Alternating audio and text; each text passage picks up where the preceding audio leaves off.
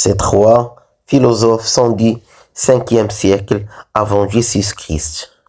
Empédocle d'Agrigente aussi affirme qu'il n'y a ni naissance ni mort de l'univers, mais il n'y a pas une seule substance dont tout dérive ou bien où tout retourne.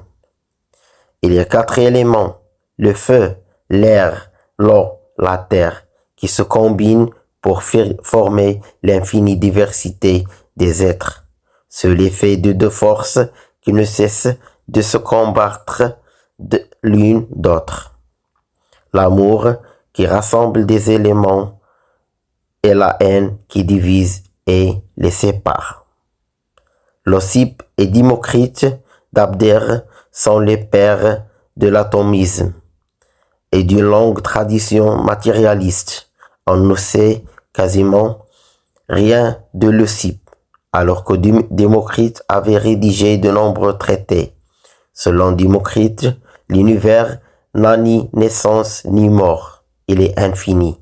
Il existe une infinité de mondes comme le nôtre, avec une terre, un soleil et les autres astres, semblables à ceux que nous voyons. Les corps existants dans l'univers sont constitués d'atomes invisibles et indivisibles. Les atomes s'entrechoquent dans le vide infini, mais selon le hasard de leur rencontre et selon la nécessité mécanique de leur complémentarité éventuelle de forme et de structure, ils se mélangent pour former la diversité des corps dans l'univers. Anaxagore a enseigné à Athènes. Il aurait été le maître de Socrate. Il aurait été inquiété pour avoir dit que les astres n'étaient que les pierres incandescentes et non des dieux. À l'origine, selon Anaxagore, l'univers était une sphère immobile qu'une force extérieure a mise en mouvement. Cette sphère, dans l'élan de sa rotation, a expulsé des corps qui continuent à tourner autour d'elle.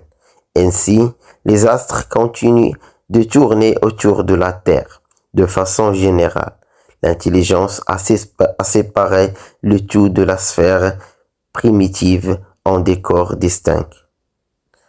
Mais dans tout être, minéral, végétal, animal, on retrouve, selon des proportions différentes, tous les composants qui se trouvaient dans le tout originel. Démocrite conçoit l'univers de façon discontinue. Tout est constitué d'éléments distincts. Anaxagore, quant à lui, conçoit l'univers de façon continue. Tout est dans tout.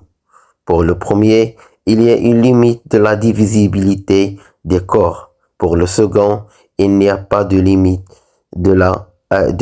à l'indivisibilité des corps. L'infiniment petit est encore un infiniment grand. Mais ainsi, ces 2 philosophes ont formulé une opposition radicale qui reste très actuelle entre deux types de cosmologie.